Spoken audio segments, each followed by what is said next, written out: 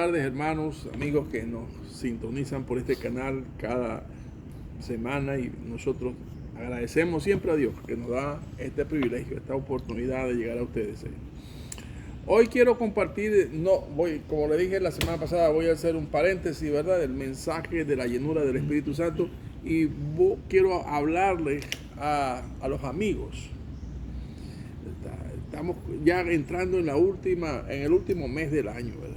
Es necesario pensar cómo ha sido este año y qué ha de ser de mi vida el próximo año. Por ejemplo, pensar esas preguntas existenciales. ¿Qué voy a hacer con mi vida? ¿Dónde estoy yo en mi relación con Dios? ¿Dónde estoy parado? Quiero compartir con ustedes en esta mañana un pasaje que vino a mi mente para compartir con la iglesia el día de ayer. Era el de estar en el reino o fuera del reino de los cielos. La necesidad de nacer de nuevo.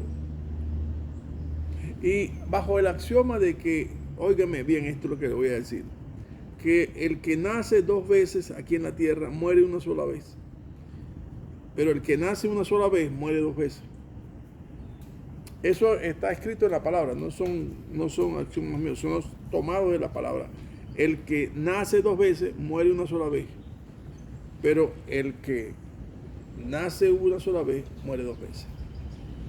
Y para referencia exacta de este mensaje, vamos a leer lo que el Señor dice en su palabra en el Evangelio de Juan, el capítulo 3, del 1 al 5. Había un hombre de los fariseos que se llamaba Nicodemo, un principal entre los judíos. Este vino a Jesús de noche y le dijo: Rabí, sabemos que has venido de Dios como maestro, porque nadie puede hacer estas señales que tú haces si no está Dios con él. Respondió Jesús y le dijo: de cierto te digo, que el que no naciere de nuevo no puede ver el reino de Dios. Nicodemo le dijo: ¿cómo puede un hombre nacer siendo viejo? ¿Puede acaso entrar por segunda vez en el vientre de su madre y nacer? Respondió Jesús: de cierto te digo, que el que no naciera de agua y del Espíritu no puede entrar en el reino de Dios. Ahí está el fundamento que les dije hace un momento. Jesús le dijo a este señor llamado Nicodemo: te es necesario nacer de nuevo. El que no naciere de nuevo no puede ver el reino de los cielos. Y más adelante dice: el que no naciere de nuevo no puede entrar en el reino de los cielos. Él, cuando comenzó la predicación de su mensaje del Evangelio de Dios, él comenzó diciendo: arrepentíos y convertíos, porque el reino de los cielos se ha acercado a vosotros. O sea, si usted hace una esfera y en la esfera dice: este es el mundo de la época, el mundo actual. Dice: bueno, el reino de los cielos está en medio del mundo. ¿Por qué? ¿Dónde está el reino de los cielos? El reino de los cielos, esto que les voy a decir más adelante lo vamos a señalar. El reino de los cielos está donde, o llega donde se reconoce a Cristo como Señor de su vida. O sea, hasta donde haya una persona que reconozca a Cristo como Señor de su vida, entregue toda su vida a Él, hasta ahí llega el reino de los cielos. Y déjeme decirle, en el mundo está el reino de los cielos, está bien extendido en el reino de los cielos. Por decir, en todos los continentes hay gran cantidad de hombres y mujeres que han confesado a Cristo como Señor de su vida. Hasta ahí llega el reino de los cielos. Así que este hombre, pensando en la lógica humana, decía: ¿cómo es posible? ¿Acaso que puede ser que yo me reduzca de tamaño, pueda entrar en el vientre de mi madre y estar un periodo de ahí y volver a nacer? No es de esa manera. Más adelante dice: lo que es nacido de la carne, carne. Lo que es nacido de la carne, así se queda. No es cuestión de orden físico, sino es una cuestión de orden espiritual.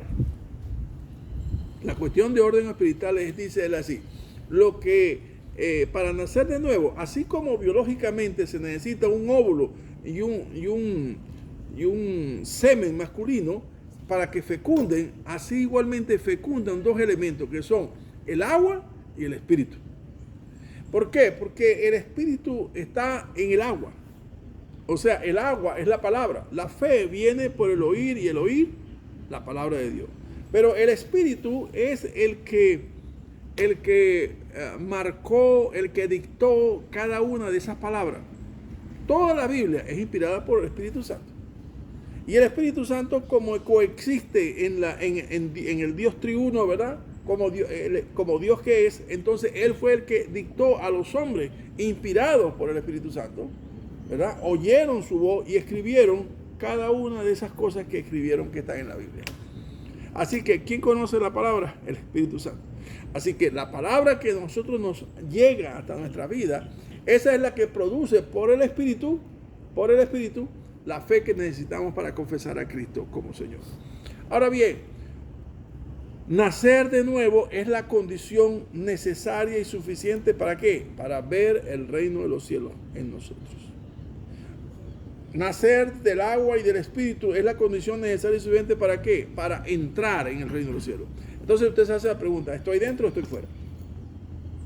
Aquí no hay borde ni caminar zigzagueando entre aquí y allá, un poquito aquí, un poquito allá. No. Usted podrá ir a la misa todos los días. Usted podrá ir al culto todos los domingos o todas las noches. Pero eso no le hace ni más cerca, ni estar dentro, ni estar fuera. No, eso nunca puede hacerle a usted que entre en el reino de los cielos. Perdón. Para entrar en el reino de los cielos se necesita nacer de nuevo. Y para nacer de nuevo hay que nacer por el agua y por el Espíritu. Son los dos elementos que hacen que fecunde la nueva vida. ¿Me entiendes? La vida de un hombre, la vida de una persona, llega a nacer de nuevo cuando el Espíritu Santo provoca, como dice allá en Juan capítulo 16, que la obra del Espíritu Santo es convencer de pecado. Entonces, convencer al hombre, ¿quién hace ese convencimiento? No es el hombre. El hombre no puede de ninguna manera, por autogestión, entender que está en pecado. Vea, por ejemplo, lo que dice Juan capítulo 3, versículo 17 en adelante.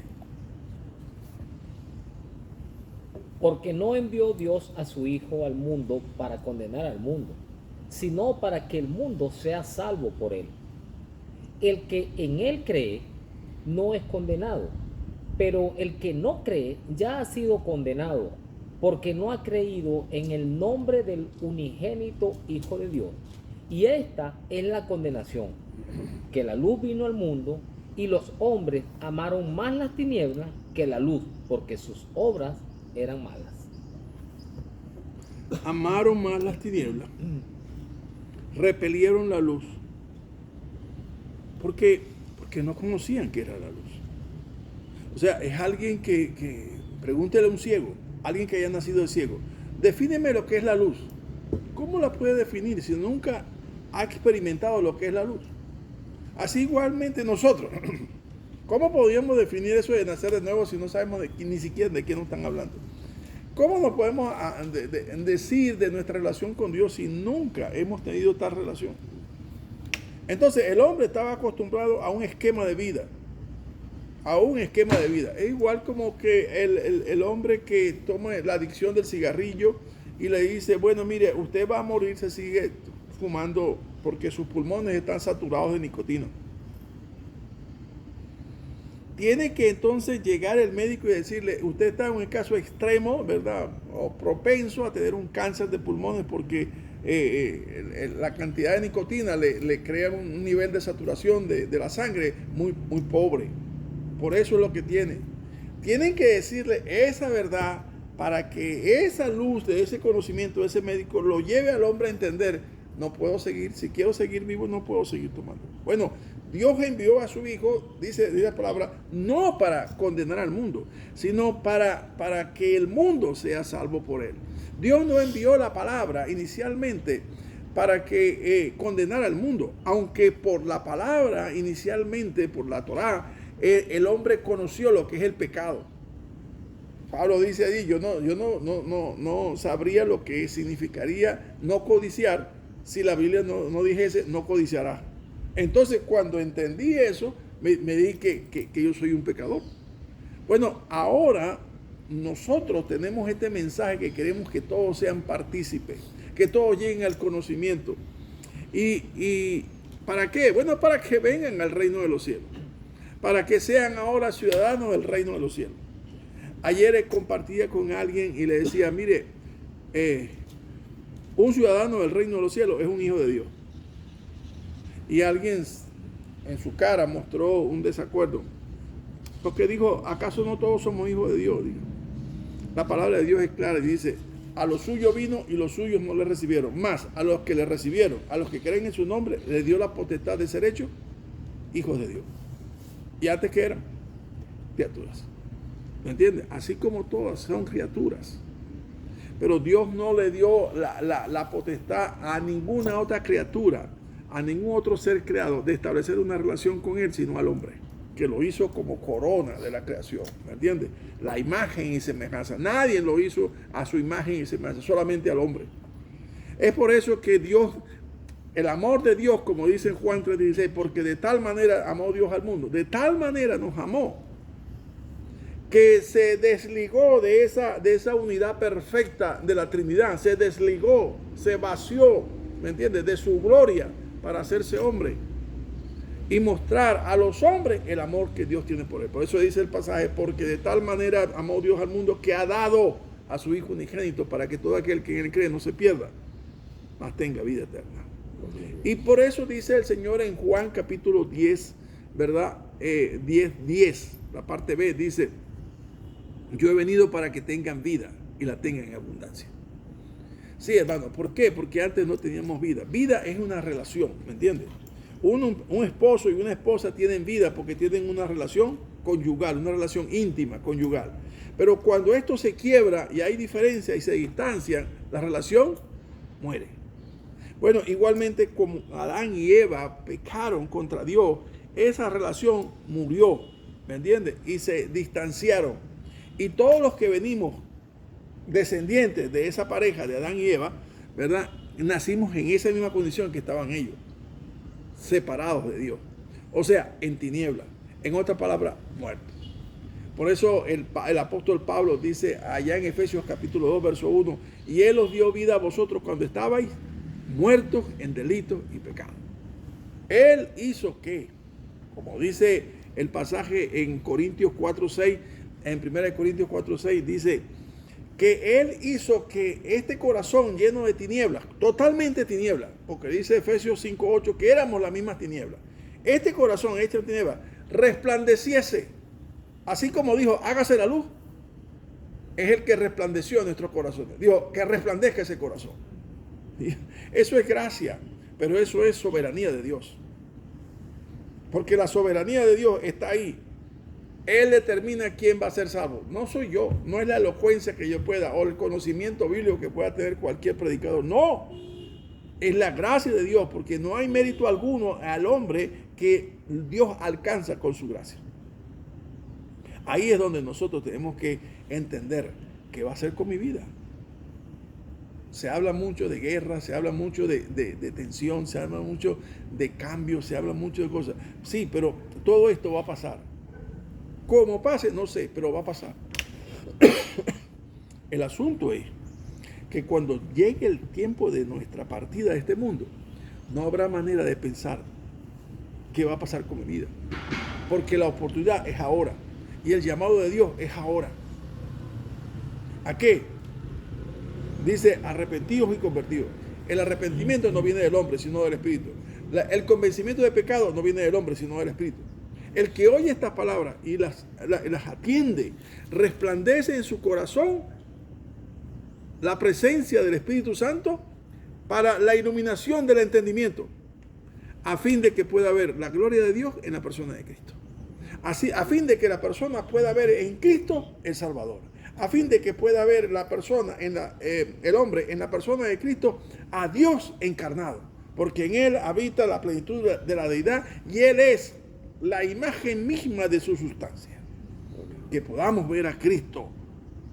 Jamás yo lo hubiese podido ver si la gracia de Dios no hubiese alcanzado mi vida. Si Dios no hubiese resplandecido en mi corazón, jamás lo hubiese podido ver. Con todo el conocimiento científico, como ingeniero, como teólogo, como lo que quiera, jamás lo hubiese podido ver. Nicodemo era un hombre conocedor de la palabra, sí, era miembro del Sanedrín, tenía que tener un alto conocimiento de la Torá y de la Biblia, de ellos, de los profetas. Pero ellos veían, no, pero algo sentía en ellos. Decía, nadie puede tener las señales que tú tienes a menos que Dios esté con él. Tenía algo que le palpitaba en su corazón. Ojalá que esta palabra haga que su corazón palpite y diga, ¿qué debo hacer? Como hizo aquel carcelero, ¿qué debo hacer para ser salvo? Yo le digo las mismas palabras que dijo el apóstol Pablo. Cree en el Señor Jesucristo y sé salvo tú y contigo tu casa. Cree en el Señor Jesucristo. ¿Cómo? Dice la palabra claramente en Romanos capítulo 10. Este es el evangelio que predicamos. Que si confesares con tu boca que Jesús es el Señor y creyeres en tu corazón que Dios le levantó a los muertos, serás salvo. No importa lo vil que haya sido. No importa lo horrible que haya sido, lo desordenada, que haya sido nuestra vida. Al confesar a Cristo, aquello queda cancelado. Delante de Dios, no delante de los hombres, pero delante de Dios, que es lo trascendente. Porque nosotros tenemos trascendencia después que muramos. Y esto hace que esa trascendencia sea para paz, para estar con Dios. Así que usted tiene en su conocimiento, en lo que he expuesto, la decisión que va a tomar. Yo ruego que el Espíritu Santo dé claridad a su mente y pueda usted decir, reconozco que Jesucristo es el Señor de todo el universo. Él lo dice así, para que toda lengua confiese que Jesús es el Señor, de los que están arriba en el cielo, en la tierra y debajo de la tierra. Todo el mundo tendrá que confesar a Cristo como Señor. Déjeme decirle, la gran gracia que tenemos nosotros, la gran oportunidad, es que podemos hacerlo ahora, aquí. Porque aún las potestades del infierno tendrán que confesar que Jesús es el Señor. Los ángeles del cielo tendrán que confesar que Jesús es el Señor. Y nosotros aquí en la tierra confesaremos que Jesús, pero nosotros tenemos la ventaja de hacerlo ahora. ¿Quiere hacerlo conmigo ahora? Yo le invito a que haga esta oración. Ahí donde está. Cierre sus ojitos por un momento y permítame, y óigame solamente lo que voy a orar. Usted va a decir así, si siente decirlo, hágalo, y háganos saber a nosotros. Señor Jesús, reconozco que soy un hombre que está fuera del reino, no he nacido de nuevo, no sabía lo que era nacer de nuevo.